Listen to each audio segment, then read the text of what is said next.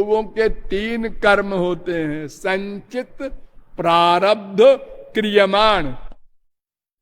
अनंत जन्मों के अनंत पाप पुण्य का पुंज, उसको कहते हैं संचित कर्म।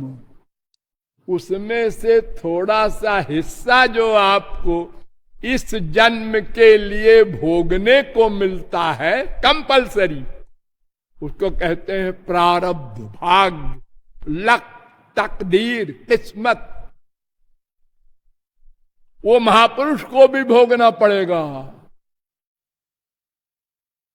दशरथ जी भी मरेंगे, राम के बाप भले ही हो।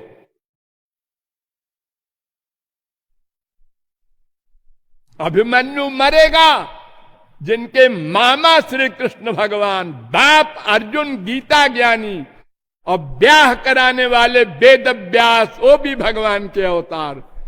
3 पर्सनालिटी। लेकिन अभिमन्यु को फिर से नहीं कोई जिला सका। सब बैठ के शोक मना रहे हैं, श्री कृष्ण भी बैठे हैं। अर्जुन ने कहा कि प्रभु बुला दीजिए, एक बार बेटे को देख ले। भगवान ने कहा इतने साल देखता रहा, अब एक बार देख के क्या खास बात हो जाएगी। नहीं, इतनी प्रार्थना तो मान लीजिए। तो भगवान ने बुला दिया। उनको क्या लगता है बुलाने में? गुरु दक्षिणा में अपने गुरु के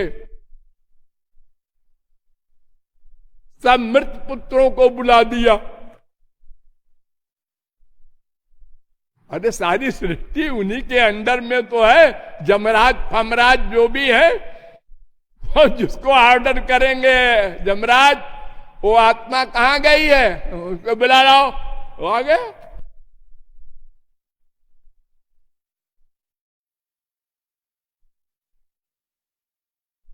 वो तो कहीं न कहीं मरने के बाद जाएगी आत्मा ना।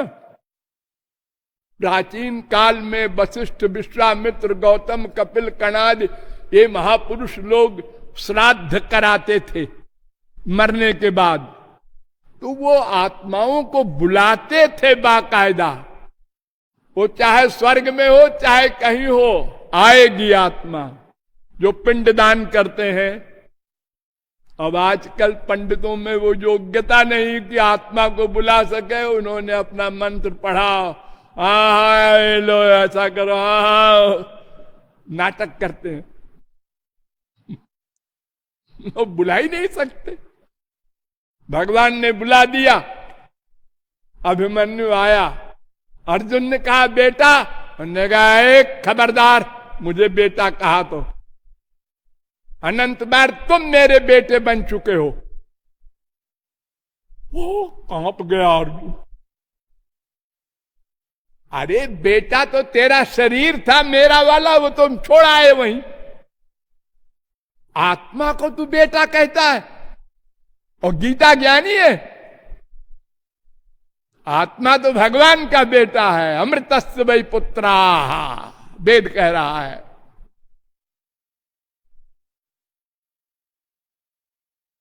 चुप हो गया बेचारा।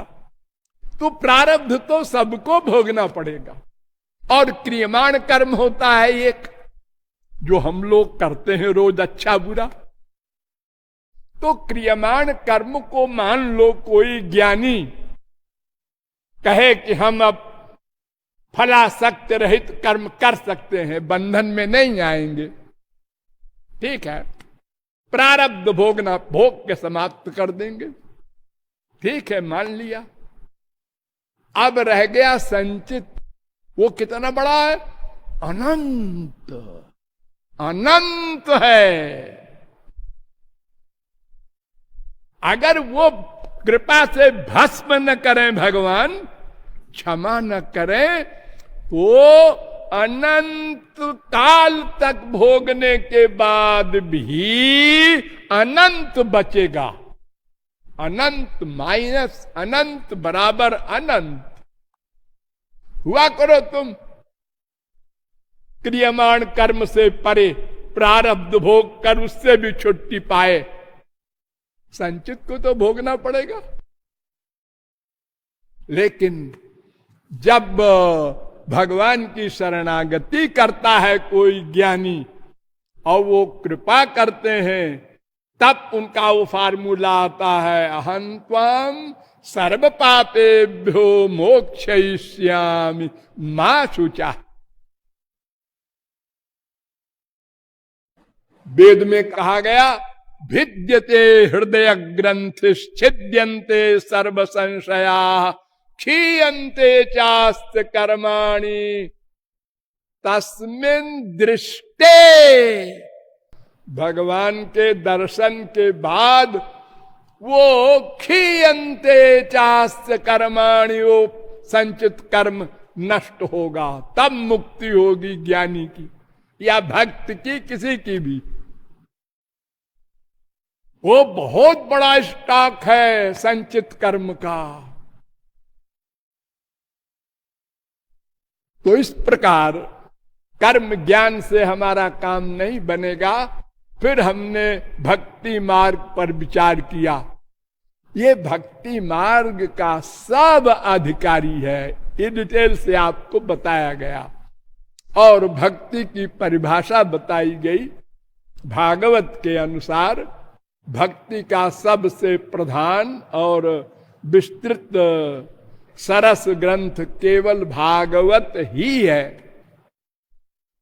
तो प्रथम स्कंद के शौनकादिक परमहंसों के प्रश्न का उत्तर सूत जी ने दिया कि भक्ति निष्काम हो और निरंतर हो। फिर इसके आगे सुखदेव जी से प्रश्न किया परीक्षित ने, तो उन्होंने भी बताया कि श्रवण, कीर्तन और स्मरण, ये 3 प्रकार की भक्ति करो तो तुम 7 दिन में भगवत प्राप्ति कर लोगे और तुमको मुक्ति मिल जाएगी। वेदों में भी भक्ति का स्वरूप क्या है ये आपको बताया गया। और वेदांत में भी भक्ति के लिए 7 सूत्र बना दिए वेद व्यास ने। आसीन संभवात 4, 1, 7, ध्यानाच 4, 1, 8, अचलत्वम चापेक्ष 4, 1, 9, स्मरन्ति च 4, 1, 10, यत्रैकाग्रता तत्रा विशेषात् 4, 1, 11, आप्रायणात् तत्रापि दृष्टम 4, 1, 12, अपि संराधने प्रत्यक्षानुमानाभ्याम 3, 2, 23। इन वेदांत सूत्रों में भक्ति के विषय में बताया गया कि देखो, प्रमुख है ध्यानाच, ध्यान करना होगा। ध्यान मन से होता है, ध्यान रसना से नहीं होता, कान से नहीं होता, आंख से नहीं होता। मंदिर में जाते हो, हाँ, संत के पास जाते हो, हाँ, क्या देखते हो? आंख से। इससे नहीं काम बनेगा। पुराण, गीता, भागवत सुनते हो कान से, इससे काम नहीं बनेगा। पैर से 4 धाम जाते हो, हाँ, इससे कुछ काम नहीं बनेगा। तपन्तु तापै प्रपतन्तु पर्वतात् अटन्तु तीर्थानि पठन्तु चागमान्। कुछ भी करो, बिना हरिम नैव मृत्युम तरन्ति। बिना भगवान की शरणागति के मोक्ष नहीं मिलने वाला। निश्चला त्वयि भक्तिर या शैव मुक्तिर, जनार्दन। स्कंद पुराण। 6 भगवान का स्मरण छोड़कर कोई मुक्ति चाहे, असंभव।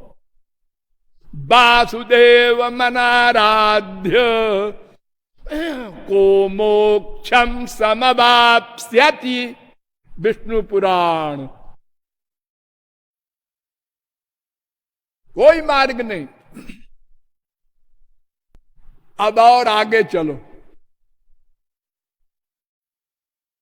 11वें स्कंद में हमने 3 प्रकरण आपको बताए, एक शौनकादिक सूत का, एक परीक्षित सुखदेव का और एक कपिल देवहूति का।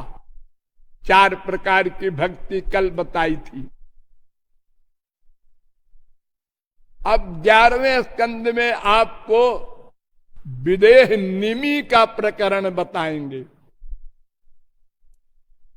एक स्वयंभू मनु हुए हैं, ब्रह्मा के लड़के।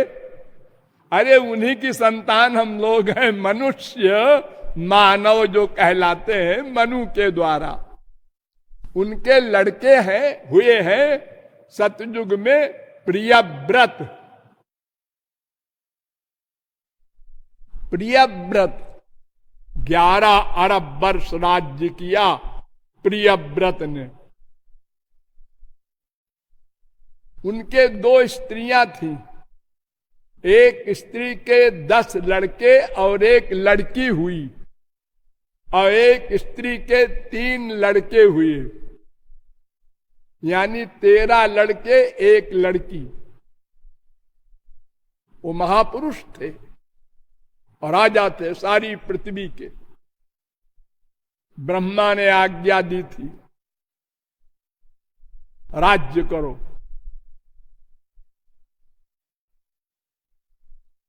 उनके बड़े लड़के का नाम था आग्निध्र। आग्निध्र के पास ब्रह्मा ने एक अप्सरा भेज दी, पूर्व चित्ती उसका नाम था। पूर्व चित्ती सब भागवत में निरूपण है, आप लोग पढ़ लीजिएगा। पूर्व चित्ती को चुपचाप भेज दिया ब्रह्मा ने कि ये तो बाबा जी है, ये हमारी सृष्टि नहीं बढ़ाएगा। आग्निध्र इसको फंसाना है।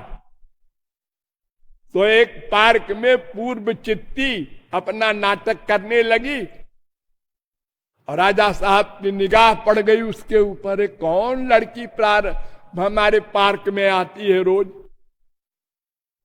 उसके हाव भाव से मोहित हो गए। अप्सरा ब्रह्मा की भेजी हुई। और खैर उससे ब्याह हो गया। उससे 9 बच्चे हुए। उसके बाद पूर्व चित्ती भाग गई, अलक्षित हो गई। वो तो अलौकिक थी। तो उन 9 बच्चों में सबसे बड़े बच्चे का नाम था नाभि। आग्निध्र के लड़के नाभि। तो 9 ने शादी की। तो नाभि के कोई बच्चा नहीं हुआ। तो ऋषि मुनियों को बुला के उन्होंने यज्ञ कराया, पुत्रेष्टि यज्ञ। भगवान प्रकट हुए। भगवान ने कहा, भाई क्यों बुलाया है मुझे आप लोगों ने? तो महर्षियों ने कहा कि प्रभु ये नाभि राजा है, इनके कोई संतान नहीं है, इनका उत्तराधिकारी होना चाहिए ना। तो लड़का चाहते हो? नाभि क्या चाहते हो? हाँ महाराज, आप सरी का लड़का चाहते हैं, ऐसे वैसे लड़का का हम नहीं चाहते। भगवान ने कहा अच्छा फंसाया इसने। अब मेरे शरीर का तो दूसरा है ही नहीं कोई। न तत्समश्चाभ्यधिकश्च दृश्यते, वेद कहता है। भगवान कह रहे हैं श्वेताक्षतरोपनिषद 6वें अध्याय का 8वां मंत्र, न मेरे कोई सम्मान था, न है, न होगा, मुझसे बड़ा कौन होगा। स्वयं त्वसाम्यातिशयस्त्रधीश, भागवत 3:2-21। न त्वत्समोस्त्यभ्यधिका कुतोन्य, गीता 11:43। निरस्तसाम्यातिशयेन राधसा, भागवत 2:4-14। ये सब प्रमाण कह रहे हैं कि भगवान के बराबर कोई हुआ ही नहीं, न होगा। अरे सब जीव तो उनके अंश हैं। जैसे बड़े भारी आग के गोले की एक चिनगारी, जैसे सूरज की एक किरण, वो सूरज के बराबर कैसे हो जाएगी। अच्छा, हम ही बेटा बन के आ जाएंगे, जाओ तुम्हारी इच्छा पूरी करेंगे। उन्हीं नाभि के हुए भगवान ऋषभ, ऋषभावतार है ना।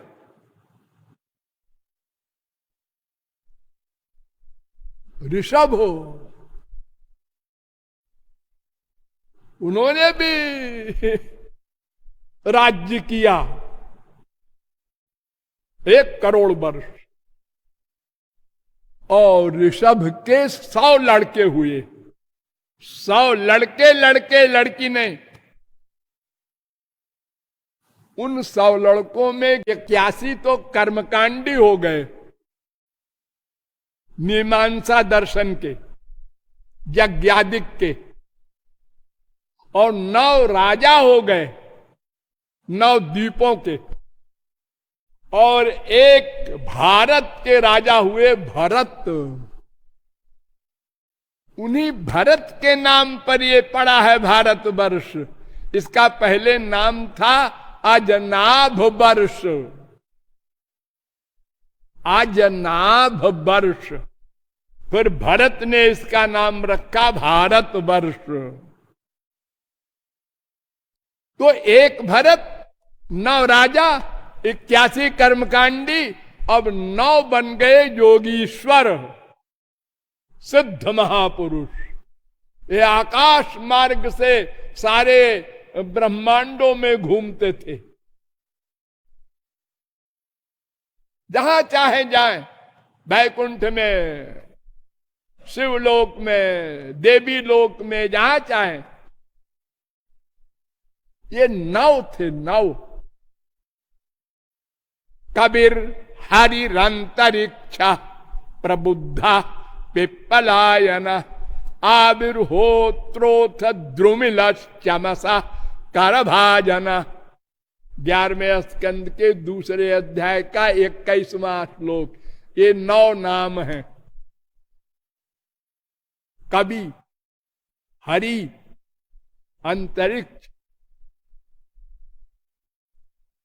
द्रुमिल, चमस, करभाजन, आविर्होत्र,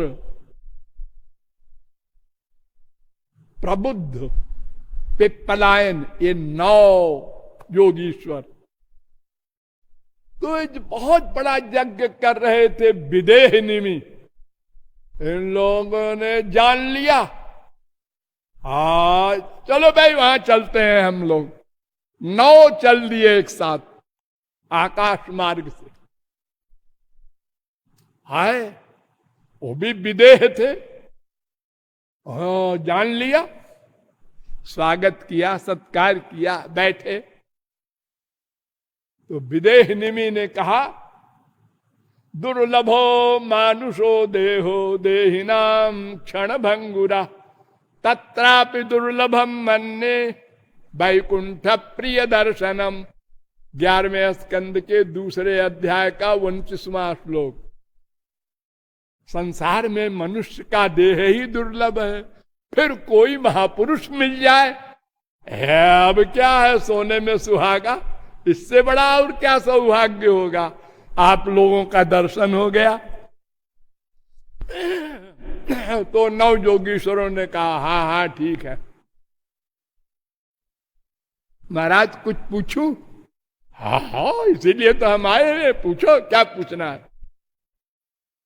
अत आत्यंतिकम क्षेमम पृच्छामो भवतो नघा। आत्यंतिक कल्याण, वही प्रश्न जो शौनकादिक परमहंसों ने किया था, वही किया। तो कवि बोले, कवि नवयोगीश्वरों में तो पहले का नाम है कवि। कविता करने वाले नहीं, योगीश्वरों का नाम है कवि। मन्ये कुतश्चित् भयमच्युतस्य पादाम्बुजोपासनमत्र नित्यम।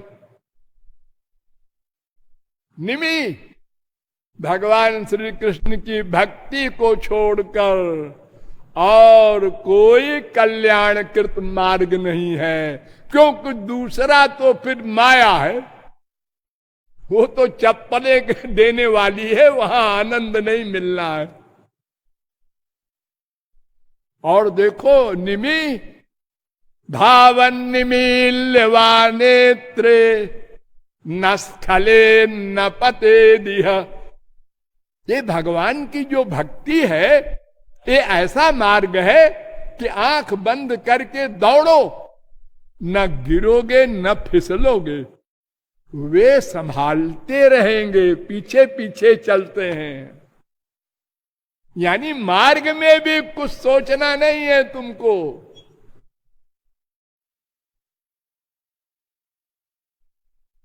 फिर कुछ पूछना चाहते थे, गंभीर प्रश्न, गहराई में। जान गए कभी? मैं समझ रहा हूं तुम क्या पूछोगे। लो, पहले ही हम जवाब दिए देते हैं। भयम द्वितीयाभिनिवेशतस्यादिशादपेतस्य विपर्ययो स्मृति। तन्मायया को बुध आभजेत्तम भक्त्यैकयेशं गुरुदेवतात्मा। 11वें स्कंद के दूसरे अध्याय का 37वां श्लोक। कवि ने कहा कि देखो, ये जीव अनादिकाल से भगवान से विमुख है। नंबर 1, ध्यान दो सब लोग, भगवान से विमुख है, माया की ओर मुंह किए है। इसलिए माया ने इसको अपना स्वरूप भुला दिया और संसार में आसक्त करा दिया। इसकी मति विपर्जय हो गया। इसको मति विपर्जय माने किसी चीज को असली रूप न जान के दूसरे रूप में जाने। जैसे रात को कोई पेड़ खड़ा है और एक आदमी कहता है ये भूत है, देखो ये हाथ इसके है, ये सिर है, ये चला आ रहा है। और अंधेरे में रस्सी पड़ी है, अचानक कोई व्यक्ति चलते चलते रास्ते में देखा अंधेरे में, हे सांप बैठा है। ये भ्रम है, इसको मति विपर्जय कहते हैं। यानी हम आत्मा है, अपने को शरीर मानने लग गए। ये मति विपर्जय हो गई। तो इससे हम संसार को अपना मान लिए, उसमें मन का प्यार कर लिया और फिर पाप पुण्य करते करते कर्म बंधन में बंधते गए, अनंत पाप पुण्य का अंबार हो गया। तो सुनो निमि, इसलिए विमुख होना पहला रीजन। एक दिन विमुख नहीं हुए सदा से विमुख हैं, लेकिन विमुख होने की दवा सन्मुख होना। सन्मुख हो जाओ, अबाउट टर्न, भगवान की ओर मुंह कर लो। उसी को कहते हैं शरणागति।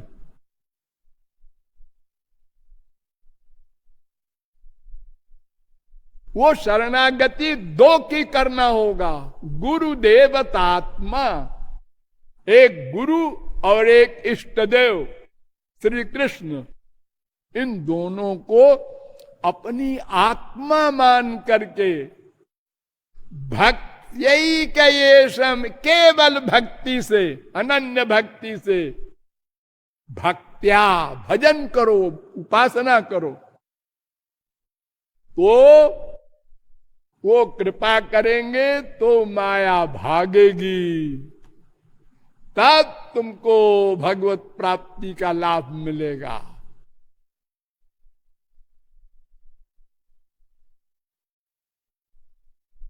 एवं व्रत स्वप्रिय नाम कीर्त्या जाता अनुरागो धृत चित्त उच्चई हसत्यथोरोदिति रौति गायत्युन्मादवन नृत्यति लोक बाह्य। निमि, जब भक्ति करोगे तो आंखों से आंसू बहेंगे, कभी नाचोगे, कभी गाओगे। मतवाले जैसे किसी को भूत लग जाए, कोई नशे में हो जाए, ऐसे दीवाने हो जाओगे श्यामा श्याम के। और बताऊं, 11:2:40 खम्बायुमग्निम सलिलम महींच ज्योतिषि सत्वानि दिशो द्रुमादीन सरित समुद्रांश्च हरे शरीरम यत्किंच भूतम प्रणमे धनन्य। 11:2:41 सारे संसार में भगवान को मानते हुए, वो सर्वव्यापक है, बनावटी नहीं, सबको प्रणाम करो, कहीं दुर्भावना न हो, किसी को कष्ट मत दो। वो भगवान सब जगह सब में रहता है, मनुष्यों में ही नहीं, सरित समुद्रांश्च, नदी में भी, समुद्र में भी, वृक्ष में भी, पृथ्वी में भी। ये अवस्था पहुंच जाएगी भक्ति की अंतिम, तब समझो अब हमको भगवत प्राप्ति में कोई देर नहीं। तो क्यों जी, आप पूछना चाहते हैं ना कि ये भक्ति हम करेंगे, लेकिन वैराग्य के बिना और ज्ञान के बिना तो मोक्ष होता नहीं। हाँ, ठीक कहते हो, ऋते ज्ञानान्न मुक्ति ज्ञानादेव ही कैवल्यम। तो सुनो, भक्ति परेशानुभवो विरक्तिरन्यत्र चैषत्रिक एक काला प्रपद्यमानस्य यथाश्नतस्युस्तुष्टि पुष्टि क्षुदपायोनुघासम इत्यच्युतांघ्रिं भजतोऽनुवृत्त्या भक्तिर्विरक्तिर्भगवत् प्रबोध भवन्ति वै भागवतस्य राजस्ततः परां शांतिमुपैति साक्षात्। जैसे खाना खाते हो तो तुष्टि, तृप्ति होती है ना पहले, बस बस, और पुष्टि, ताकत भी आती है। 2 दिन से खाना नहीं मिला था, आंख खुल गई।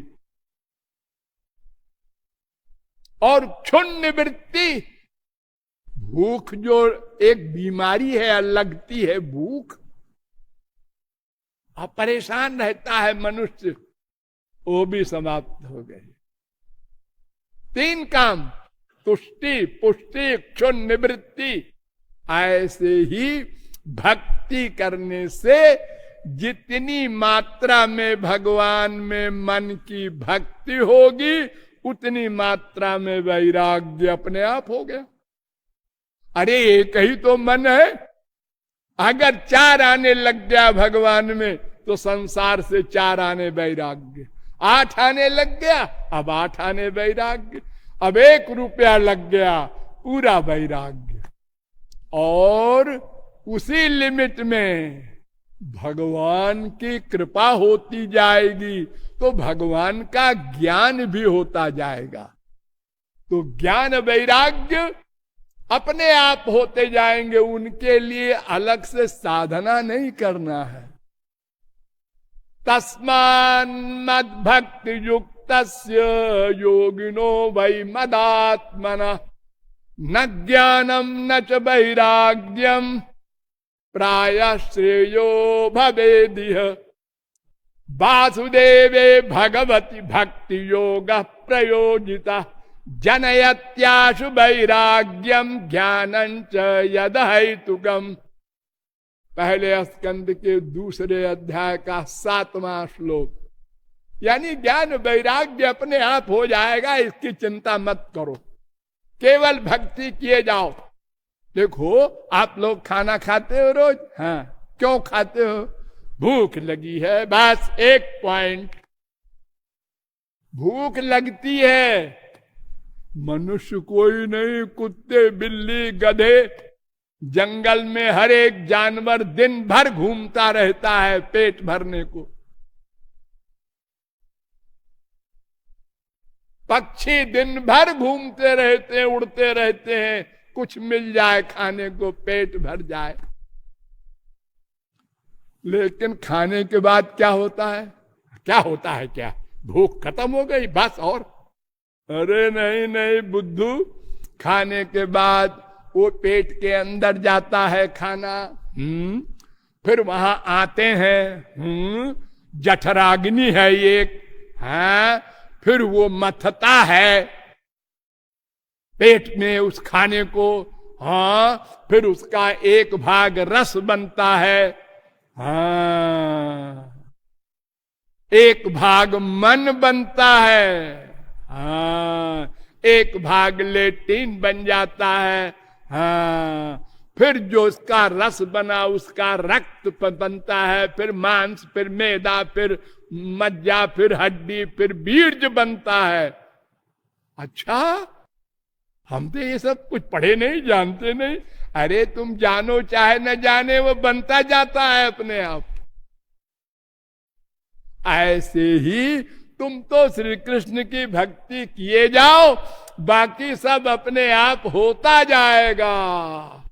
यस्यास्ति भक्तिर भगवत्य किंचना सर्वैर्गुणैस्तत्र समासते सुरा।